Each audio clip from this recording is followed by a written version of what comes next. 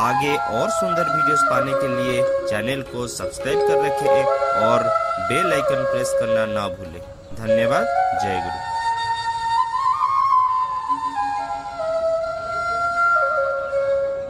आज हमारे बीच में जो उपस्थित है सम्मानीय डॉक्टर मानस मिश्रा दा, सहप्रति ऋतिक, जनरल मैनेजर कोल इंडिया। बहुत दिनों से उनके साथ में संबंध है और इंदौर में ठाकुर जी के सत्संग विहार के लिए भूमि लेने से पहले पूज्यपाद बाबादा का प्रेरणा से इंदौर कई बार आए हुए हैं। हम लोग को बहुत ठाकुरमुखी किए हैं, प्रेरणा दिए हैं। आज हम लोग का सौभाग्य है कि वर्चुअल उत्सव में वो हमारे बीच में है। मैं सम्मानीय डॉक्टर मानस मिश्रा दा को अनुरोध करता हूँ वो आज की जो विषय वस्तु है वर्तमान स्थिति में ठाकुर जी के भावधारा के ऊपर आलोकपात करे। डॉक्टर मानस मिश्रा दा। वंदे पुरुषोत्तमम, वंदे पुरुषोत्तमम, वंदे पुरुषोत्तमम। परम प्रेममय, परम दयाल श्री ठाकुर जी के रातुल चरणों में, लक्ष्मी माँ जगत जननी श्री बौरमा के रातुल चरणों में, पूज्यपाद श्री बौरदा के रातुल चरणों में मैं शतकोटि प्रणाम, श्रद्धा और निष्ठा समर्पित करता हूँ। आचार्य देव पूज्यपाद श्री दादा के रातुल चरणों में भी मैं शतकोटि प्रणाम, श्रद्धा और निष्ठा समर्पित करता हूँ। पूजनीय बाबाईदा, पूजनीय अविन बाबू एवं ठाकुर परिवार के सभी के रातुल चरणों में मैं अपना प्रणाम, श्रद्धा और निष्ठा समर्पित करता हूँ। जय गुरु। वंदे पुरुषोत्तमम। आज बहुत ही उत्साह का विषय है मेरे लिए, सबों के लिए, कि आज इंदौर में श्री ठाकुर जी का 133वां जन्म उत्सव मनाया जा रहा है इस ई सत्संग के माध्यम से। और साथ ही साथ ये भूमि पूजन भी का भी कार्यक्रम जो बहुत पहले हुआ था, वहां पर आश्रम बनाने के लिए, सत्संग विहार बनाने के लिए, उससे रिलेटेड भी आज ये उत्सव हमारे श्रद्धेय सुविधा नरेंद्र भाईदा जैसे बताए। तो जो भी कर्मीगण यहाँ पर उपस्थित हुए हैं इसी लाइन सत्संग के उत्सव में इंदौर के, मैं सभी को रानंदित जय गुरु श्रद्धा प्रणाम जनाता हूँ। भक्तिमती माताओं को भी मेरा प्रणाम, छोटे छोटे भाई बहनों को मेरा प्यार। जय गुरु। जैसा कि नरेंद्र भाई बोले, मैं बहुत बार इंदौर गया हूँ और इंदौर से मुझे बहुत प्रेरणा भी मिली है। पूजनीय सुबोधा एक बार इंदौर गए थे और उस समय इंदौर में 2 दिनों में 300 से भी ऊपर दीक्षाएं इंदौर में हुई थी, करीब करीब 310 दीक्षाएं हुई थी। इंदौर के विभिन्न जगहों में हमारे गुरु भाइयों ने श्रद्धेय पूजनीय सुबोधा को वो ले गए थे और उस जमीन को भी मैंने देखा है जहां पर आज ये एक प्रेयर हॉल इत्यादि बना हुआ है। फ्यूचर में बहुत सारा उसमें आचार्य देव के आशीर्वाद से, पूजनीय बाबाईदा के आशीर्वाद से और भी कुछ आगे बढ़ेगा। और सब यंग और एनर्जेटिक गुरु भाई वहां पर हैं। श्रद्धेय दासदा हैं, वरिष्ठ हैं, हमारे पूजनीय सुबुद्धिदा हैं, नरेंद्र भाई हैं, माताएं भी बहुत भक्तिमती इष्टप्राण हैं। इंदौर के आसपास में भी ठाकुर जी का बहुत अच्छा काम हुआ है। बहुत सारे लोग वहां पर युक्त हुए हैं। तो मैं अधिक समय नहीं लूंगा। मैं इंदौर के सभी गुरु भाइयों को, भक्तिमती माताओं को पुनः एक बार जय गुरु देकर श्री ठाकुर जी के रातुल चरणों में सबके मंगल और सुखमय इष्टमय जीवन की प्रार्थना करता हूँ। अभी श्रद्धेय बलराम दा ने गाया, मेरे मालिक जगत के नाथ, मेरे मालिक जगत के नाथ। सचमुच हम मनुष्य हैं, बचना चाहते हैं, बढ़ना चाहते हैं, जीना चाहते हैं, अपनी सत्ता को बचाए रखना चाहते हैं। रामकृष्ण परमहंस देव बोले, मन होश, जिसके मन में होश हो वही सही अर्थ में मनुष्य होता है। किसके प्रति होश हो? क्या घर द्वार के प्रति होश, गाड़ी बाड़ी के प्रति होश, नौकरी चाकरी के प्रति होश, संतान संतति के प्रति होश? इस होश के बारे में क्या रामकृष्ण परमहंस देव जी ने कहा है? नहीं। होश मतलब रामकृष्ण परमहंस देव जी बोले कि होश मतलब उस परम पिता के प्रति होश, उस परमेश्वर के प्रति होश, उस प्रिय परम के प्रति होश। उस प्रिय परम को कैसे जानेंगे, कैसे पहचानेंगे? रामकृष्ण परमहंस देव बोले, जब वो नर शरीर लेकर इस धराधाम में आते हैं और जब मनुष्य रूप में वो चलते हैं, वही नारायण है। उनको पकड़ करके ही हमारे मन में होश हो सकता है। 2015 के ऋत्विक कॉन्फ्रेंस में पूजनीय बाबाईदा बोल रहे थे कि एक बार पूजनीय बाबाईदा अपने भाइयों के साथ में वहां पर बैठे हुए थे आचार्य देव के पास में, और आचार्य देव ने उन्हें प्रश्न किया, बताओ मनुष्य सुखी कैसे रह सकता है, मनुष्य का सुखी रहने का उपाय क्या है। पूजनीय बाबाईदा बोले कि हम लोग चुप रहे, हम लोग कुछ बोले नहीं। तो पूजनीय पूज्यपाद श्री दादा बोले, देखो मन ही सब कुछ है। मन से मनुष्य सुख भी पाता है और मन से मनुष्य दुख भी पाता है, और मन को उल्टा कर देने से वो नम हो जाता है। मन को उल्टा कर देने से वो नम होता है। मन जब वृत्तिमुखी होता है, प्रवृत्तिमुखी होता है, तो उससे ही जीवन में अशांति आती है, जीवन में दुख आता है, अमंगल आता है, विभ्रांति आती है। लेकिन वही मन जब इष्ट के प्रति आरोपित होता है, जब उस प्रभु की इच्छा को पूर्ण करने के लिए मन जब लगा रहता है, मन जब भावमुखी हो जाता है, तो उस भावमुखी मन से मनुष्य सुखी रहता है, मनुष्य आनंद में रहता है। और उसके जीवन की एकमात्र चाहिदा होती है कि प्रभु को किस तरह प्रसन्न किया जाए, प्रभु के आदर्श को मैं अपने जीवन में कैसे उतार सकूंगा। आचार्य देव जो बोले हैं, गुरु के आदेश पालन से बढ़कर और कोई मंत्र नहीं है। आज के दिन में हमारे आचार्य देव पूज्यपाद श्री दादा हैं। ठाकुर जी एक बार बोले थे 1948 में, श्री ठाकुर जी बोले थे, बड़ो खोका को लेकर, बड़ो खोका के साथ में रहना ही मेरे साथ रहना है, मैं जो हूँ बड़ो खोका भी वही है। वो श्री ठाकुर जी जानते थे, श्री ठाकुर जी जानते थे इनका ये आदर्श हजारों वर्षों तक चलेगा, और उस आदर्श को वहन करने के लिए योग्य संतान संतति चाहिए। और उस योग्यता के अनुरूप में उन्होंने श्री बोरदा पर ये पूर्ण दायित्व दिया था। और आचार्य देव का संग करके, उनके प्रति भक्ति रख करके ही ठाकुर जी के आदर्श को हम सही रूप में समझ सकते हैं। इससे पहले श्री कृष्ण भगवान आए, श्री कृष्ण भगवान कोई आचार्य छोड़कर नहीं गए, और उसके बाद उनके लीला समाप्ति के बाद धीरे धीरे सब जगह विकृति आई। श्री ठाकुर जी जिस आदर्श की प्रतिष्ठा करके गए हैं, उन्होंने श्री बोरदा को अपना उत्तरसूरी स्थापित करके समूह के बीच में श्री बोरदा को प्रतिष्ठित किया है। वो जीवन सत्यानुसरण के प्रतीक हैं। श्री ठाकुर जी के प्रत्येक वाणी को उन्होंने अपने जीवन में आचार आचरण में ग्रहण किया और हम सबों को प्रेरित किया श्री ठाकुर जी को लेकर के कैसे चलना है। उन्होंने दिखाया कि ठाकुर मुखी जीवन से ही आनंद आ सकता है, ठाकुर मुखी जीवन ही मंगल का एक स्रोत है। उसके बाद आज हमारे पूज्यपाद आचार्य देव श्री दादा हैं। उस समय ठाकुर जी बोले थे कि देखो मैं तो हूं, और जब तक मैं हूं तो तुम्हें कुछ सोचना नहीं पड़ेगा, और उसके बाद भी मेरे नहीं रहने पर भी मेरे संतान संतति तो रहेंगे। उनमें से जो श्रेष्ठ जन है, श्रेय जन है, उनको पकड़ कर लेकर जीवन में चलना होगा, और हमारे पोता लोगों में भी जो होंगे उन्हें लेकर चलना पड़ेगा। इसका संकेत वो देख कर गए हैं कि सत्संग किसको मानकर चलेगा। हम सभी लोग जो दीक्षा ग्रहण किए हैं, किनको सामने में रखकर चलेंगे।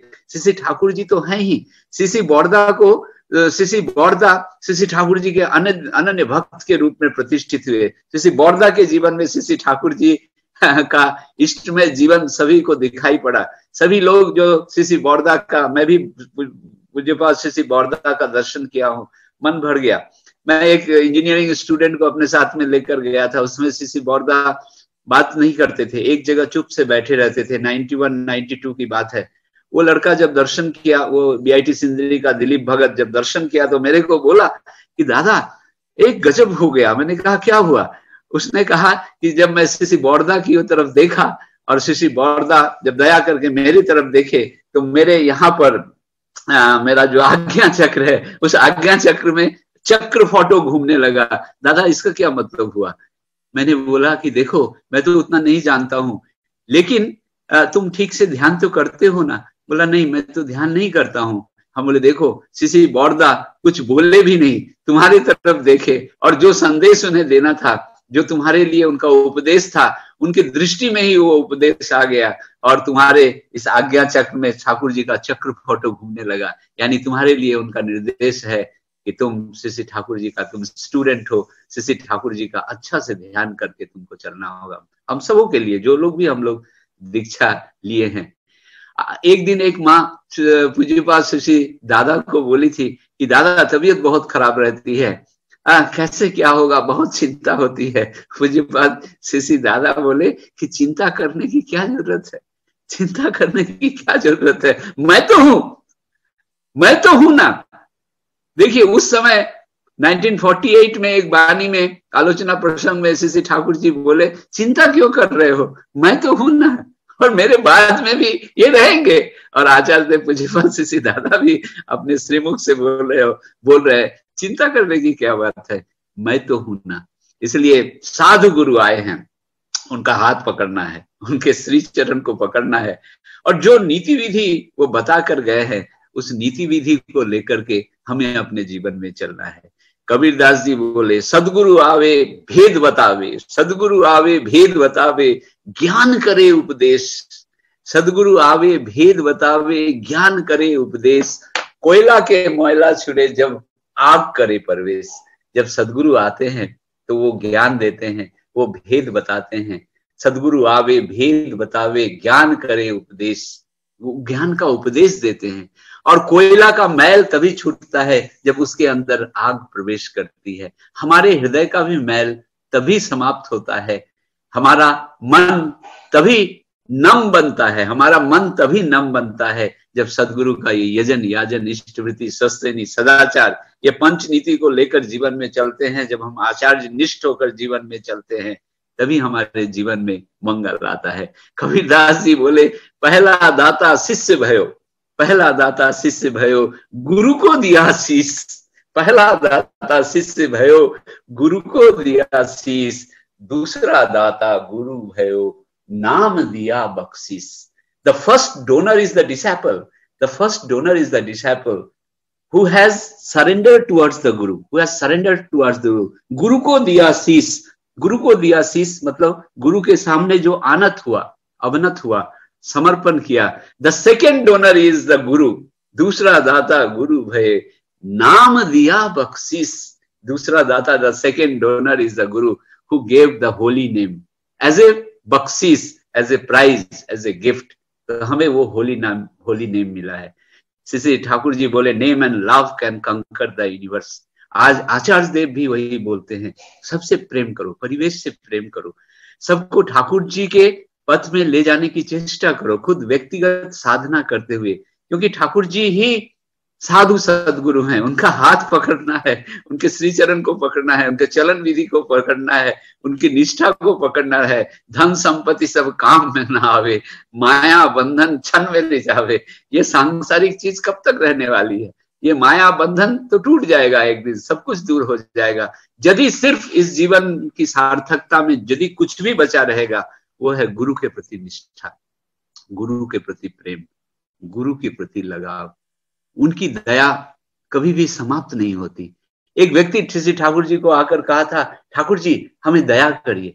2-3 बार जब वो बोला ठाकुर जी हमें दया करिए, ठाकुर जी हाथ जोड़कर बोले तुम मुझे दया करो, तुम मुझे दया करो। वो तो बड़ा चकित हुआ, कहा आप सदगुरु हैं, आप पुरुषोत्तम हैं, आप मेरे ठाकुर हैं, आप मेरे जीवन के सर्वस्व हैं, मैं आपसे दया की प्रार्थना कर रहा हूँ और आप बोल रहे हैं आपको मैं कैसे दया कर सकता हूँ? क्या मेरे अंदर में सामर्थ्य है कि मैं आपको दया कर सकूं? तब से श्री ठाकुर जी एक पार्षद को बोले कि जाओ वो डिक्शनरी ले आओ और जाकर देखो उस डिक्शनरी में ये दया आया कहाँ है। तो उसमें देखा गया दया शब्द आया है दय धातु से, और दय धातु का अर्थ होता है रक्षा करना, और दय धातु का अर्थ होता है रक्षा करना। श्री ठाकुर जी बोले तुम अपने जीवन में जितनी मेरी रक्षा करोगे, तुम अपने जीवन के चलन वलन करण अभ्यास व्यवहार संस्कार सब जगह जितना तुम मुझे रक्षा करके चलोगे उसी अनुपात में तुम्हारी भी रक्षा होगी, उसी अनुपात में तुम्हारी भी रक्षा होगी। और श्री ठाकुर जी को अपने जीवन में रक्षा करने का मतलब है कि उनका जो आदेश निर्देश है अपने जीवन में अपने चरित्र में चरित्रायित करना। आज जो युग की समस्या है वो युग की समस्या जो बाहरी समस्या है, हमारे जीवन की जो बाहरी समस्या है, आज साइंस इतना डेवलप कर गया है, विज्ञान इतना डेवलप कर गया है, टेक्नोलॉजी इतना डेवलप कर गया है कि बाहरी समस्या का समाधान हम साइंस एंड टेक्नोलॉजी से और हर तरह से कर ले सकते हैं, लेकिन जो भीतर की समस्या है, जो मन की समस्या है, उस मन की समस्या को कौन दूर करेगा? और वो मन की समस्या हम खुद क्रिएट करते हैं, वो मन की समस्या हम खुद क्रिएट करते हैं। तो मन में पुरुषोत्तम को रखना होगा, अपने हृदय के सिंहासन में पुरुषोत्तम को बैठाना होगा, पुरुषोत्तम से प्रेम करना होगा। वो मनुष्य के कंगाल हैं, प्रत्येक घर में उनका नॉकिंग हो रहा है। आज जो बात श्री दादा बोल रहे हैं, 3.5 करोड़ दीक्षा की बात बोल रहे हैं। दीक्षा क्यों जरूरी है?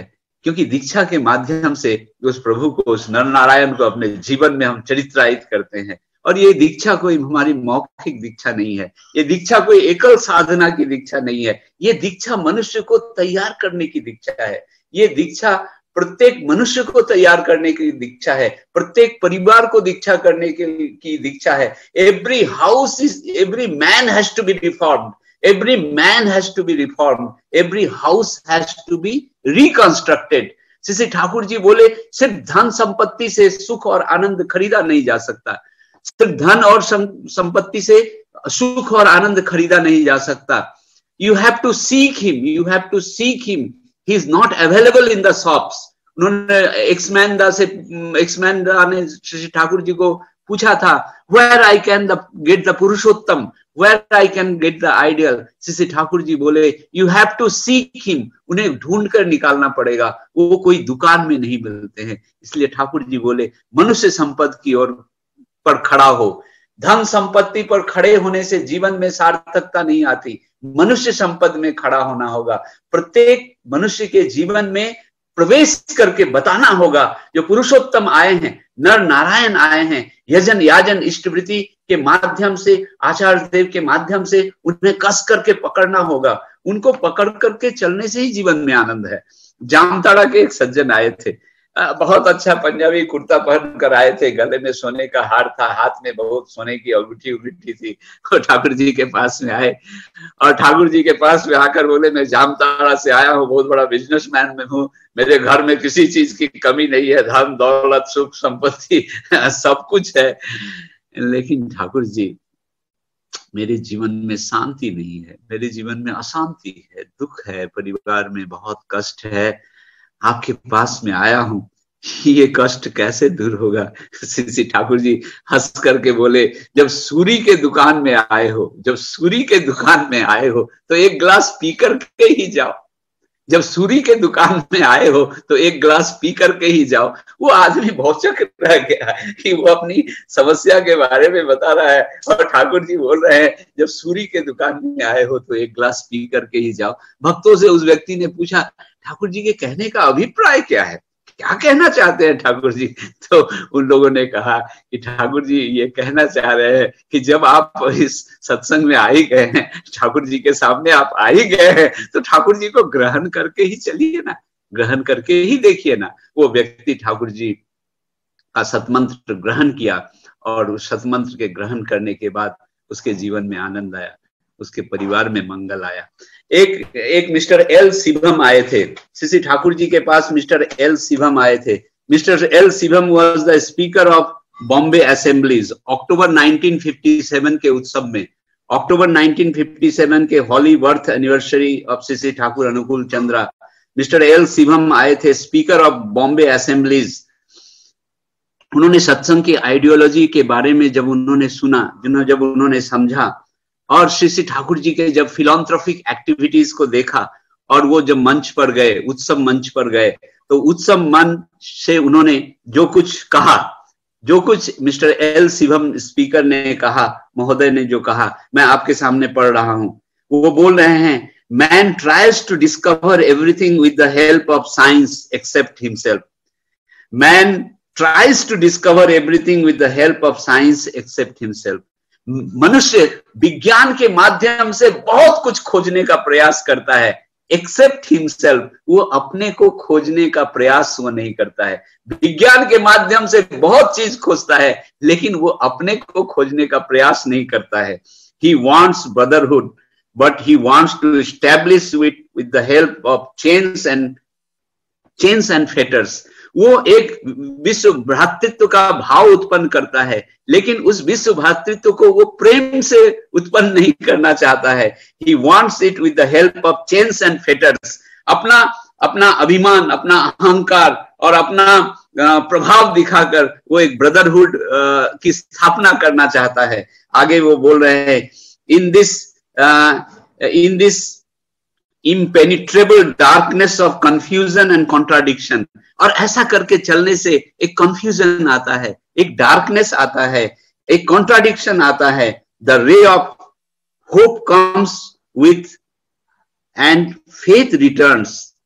इस अंधकार के माहौल में एक प्रकाश की किरण आती है, और वो प्रकाश की किरण से ही उसके मन का विश्वास जगता है। इस प्रकाश की किरण से उसका मन का विश्वास जगता है। When attend such conferences and looks at the lives and profound wisdom given by living ideal CC Thakur, इस विश्व के अंधकारमय परिस्थिति में जब मनुष्य समस्याओं से घिर जाता है, तो उस स्थिति में वो मनुष्य जब प्रिय परम के पास में आता है, तो प्रिय परम के पास आकर उसे जीवन का एक प्रकाश दिखाई पड़ता है। उस अंधकार से निकलने की उसे एक प्रेरणा मिलती है। वही प्रेरणा आज मुझे मिली है जब मैं सीसी ठाकुर अनुकूल चंद्र जी का दर्शन किया हूं, और मेरा ये दृढ़ विश्वास है कि सीसी ठाकुर जी के आदर्श को पकड़कर चलने से ही जीवन में आनंद आता है। जीसस क्राइस्ट ने भी कहा, those who followeth me shall walk in the light। जो मेरा अनुसरण करेगा वो प्रकाश में ही, प्रकाश के वातावरण में आगे बढ़ता रहेगा। and he who does not followeth me, जो मुझे नहीं फॉलो करेगा, he will grow up in the darkness। वो अंधकार में ही उसका परिगमन होगा, वो अंधकार में ही घबराता रहेगा, भटकता रहेगा। आगे मिस्टर शिवम बोल रहे हैं, the history of India has its own landmark, not of wars and empires. ये भारत का अपना इतिहास है। ये भारत का इतिहास जो है वो प्रेम का इतिहास है। ये युद्ध का इतिहास नहीं है। ये एम्पायर्स का इतिहास, सम्राटों का ये इतिहास भारत का नहीं रहा है। भारत का इतिहास प्रेम का रहा है। भारत का इतिहास सौहार्द का रहा है। ठाकुर जी बोल रहे हैं, उसके बाद वो बोल रहे हैं, the message of the culture of India is of peace, love and harmony. ये जो मैसेज ऑफ इंडिया है, इंडिया का जो कल्चर है, भारतवर्ष का जो कल्चर है, वो शांति, प्रेम और हार्मोनी का है, which is the very message of CC Thakur अनुकूल चंद्र। वही शांति का मैसेज देने के लिए, वही प्रेम का मैसेज देने के लिए, वही हार्मोनी का मैसेज देने के लिए सीसी ठाकुर जी आए हैं। Who has undertaken to reconstruct the world। देखिए कितनी बड़ी बात बोले हैं। He has undertaken to reconstruct the world by reforming the life of individuals by the strength of legacies of India's ancient wisdom। इसलिए वो ठाकुर जी की जो लीगैसी है, पूरे विश्व ब्रह्मांड को परिवर्तित करने के लिए सीसी ठाकुर जी इस धराधाम में आए हैं, इस धराधाम में अवतीर्ण हुए हैं, और अपने जीवन का प्रेम देकर उन्होंने हर मनुष्य को अपने जीवन में खड़े होने का सामर्थ्य दिया है। प्रत्येक मनुष्य के अंदर उन्होंने ये विश्वास जगाया है कि तुम अमृत के संतान हो, तुम अमृत के संतान हो, तुम प्रिय परम को चाहो, प्रिय परम तुम्हें चाहते हैं, प्रिय परम को अपना जीवन समर्पित कर दो, उन्हें ही जीवन का कील केंद्र बनाकर रखो। वेस्ट बंगाल के फाइनेंस मिनिस्टर सीसी ठाकुर जी के पास में आए थे। उन्होंने ठाकुर जी से पूछा था, व्हाट इज योर इनकम, आपकी आय क्या है? सीसी ठाकुर जी बोले, man is my income, man is my income, मनुष्य मेरी आय है। उन्होंने फाइनेंस मिनिस्टर, उन्होंने कुछ सुना नहीं, ये समझा नहीं। वो जानते थे कि धन संपत्ति, टका पैसा, यही मनुष्य की आय हो सकती है, मनुष्य की आय मनुष्य हो सकती है, ये कैसे, पता नहीं उनको। फिर उन्होंने पूछा, and what is your expenditure? CC Thakur ji बोले, लव इज माई एक्सपेंडिचर। प्रेम मेरा व्यय है, मनुष्य मेरी आय है और प्रेम मेरा व्यय है। ये पूरा सत्संग जगत सिर्फ इस पर ही आधारित है। सीसी ठाकुर जी बोले, love conquers life with all its riches, love conquers life with all its riches, but force conquers right without life. इसलिए प्रेम के माध्यम से आज जो जीवन की समस्या है, हम जो मनुष्य जो आज विभ्रांति के पथ में टूट चुका है, मनुष्य का जीवन छोटे छोटे चीजों में बंध गया है। इंटीग्रिटी मनुष्य के जीवन में नहीं आ पाती है। और इंटीग्रिटी तभी आ पाती है जब रक्त मांस शरीरधारी उस पुरुषोत्तम को हम अपने जीवन में पकड़ते हैं। श्री ठाकुर जी कहते हैं, इष्ट के प्रति जिसकी सक्रिय भाव भक्ति होती है, इष्ट के प्रति जिसकी सक्रिय भाव भक्ति रहती है, अनुराग रहता है, उसके प्रत्येक सांस में, उसके प्रत्येक सांस से अज्ञात रूप में जीव जगत का मंगल होता है।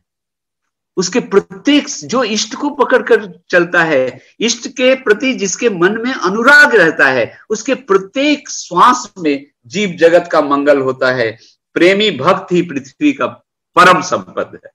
प्रेमी भक्त ही पृथ्वी का परम संपद है। श्री ठाकुर जी बोले, मेरी समग्रता में ही मुझे पकड़ना होगा, मेरी समग्रता में ही मुझे पकड़ना होगा, समझना होगा, तुम सबों को मुझे बहन करना होगा, तुम सबों को मुझे बहन करना होगा। ऐसा करते हुए ही तुम सभी इंटीग्रेटेड हो उठोगे, ऐसा करते हुए ही तुम सभी इंटीग्रेटेड हो उठोगे, पावरफुल हो उठोगे। तुम्हारे इंटीग्रेटेड कैरेक्टर और पावर से तुम दुनिया को नए रूप में निर्मित कर पाओगे। माने पुरुषोत्तम को पकड़ने से तुम्हारे अंदर पावर आएगा, शक्ति आएगी, तुम इंटीग्रेटेड हो उठोगे। और पुरुषोत्तम को पकड़कर जब तुम इंटीग्रेटेड हो उठोगे, पावरफुल हो उठोगे, उस हालत में दुनिया नए रूप में परिवर्तित होगी। सृष्टि की रक्षा, ठाकुर जी बोल रहे हैं, सृष्टि की रक्षा के लिए गुरु पुरुषोत्तम इस धरती की धूलि में रक्त मांस संकुलित होकर अवतरित होते हैं। इसलिए वे मनुष्य के कंगाल होते हैं। वे चाहते हैं मनुष्य उन्हें आकर देखे, मनुष्य उन्हें आकर देखे, उन्हें समझे। रक्त देह मांस देहधारी उस विश्वेश्वर को उन्हें जाने, उनके भावादर्श को समझे, समझकर जीवन में चलते हुए शांति और स्वस्ति में जीवित रहे। कोई जिससे विमुख न हो, वंचित होकर न रहे। जीसस कहते थे, come to me I will make fishers of man. आज पूज्यपाद दादा, श्री दादा वही बोल रहे हैं, प्रत्येक के जीवन को इष्ट के रंग में रंगना होगा और उसके लिए खुद को रंगना होगा, खुद को इष्ट के रंग में रंगना होगा। और ऐसा हम यजन याजन इष्टवृत्ति स्वस्तनी सदाचार पंच नीति के माध्यम से ही कर सकते हैं। आचार्य के प्रति निष्ठा, संग और उनके प्रत्येक आदेश निर्देश का पालन करके, आज जैसे इंदौर में जो कुछ भी हो रहा है, आचार्य देव की प्रेरणा से, पूजनीय बाबाईदा के पुत्र आशीर्वाद से हो रहा है। इन्हीं शब्दों के साथ मैं आप सबों के जीवन में आनंद और मंगल की प्रार्थना करता हूँ। और एक ही वाक्य में मैं कह सकता हूँ, इस सर्व समस्या का समाधान जानो इष्ट प्रतिष्ठान। इष्ट को अपने जीवन में प्रतिष्ठा करने से ही सारी समस्याओं का समाधान होता है। सीसी बौरदा बोले, यजन इष्ट स्वार्थ प्रतिष्ठा ही जीवन का कर्म है, इष्ट स्वार्थ प्रतिष्ठा ही जीवन का कर्म है, और यजन याजन इष्टवृत्ति ही जीवन का धर्म है। जय गुरु। वंदे पुरुषोत्तमम, वंदे पुरुषोत्तमम, वंदे पुरुषोत्तम। जय गुरु, जय गुरु, जय गुरु। बहुत बहुत धन्यवाद डॉक्टर मानस मिश्रा दा। बहुत सुंदर भाव से हम लोग के समक्ष ठाकुर जी की भावधारा, व्यक्तिगत जीवन, ठाकुर जी क्यों इस धरा पर आए थे, एकमात्र उद्देश्य था प्रत्येक मनुष्य कैसे अच्छा ढंग से बचे, और बचने के लिए उनको ग्रहण करके, जैसे बताए, उनका विधि विधान नीति नियम मान के चलने से मनुष्य बच पाता है। और इसी धारा और परंपरा को अपरंपार और अभ्यात रखने के लिए आचार्य परंपरा हम लोग का सामने ठाकुर जी दे करके गए हैं, जिनके आशीर्वाद से, प्रेरणा से हम लोग उनके राह पर चलने के लिए कोशिश करते हैं। पुनः मैं सबको ये बताना चाहूंगा, आज है सत्संग विहार इंदौर का भूमि पूजन दिवस तथा श्री ठाकुर अनुकूल चंद्र जी का 133वां जन्म महोत्सव। ये वर्चुअल सत्संग माध्यम से पूरे मध्य प्रदेश तथा भारत के बहुत सारे लोग और बहिर्वात के लोग इस सत्संग के माध्यम से जुड़े हुए हैं, जिसको यांत्रिक दृष्टि से YouTube में लाइव किया गया है।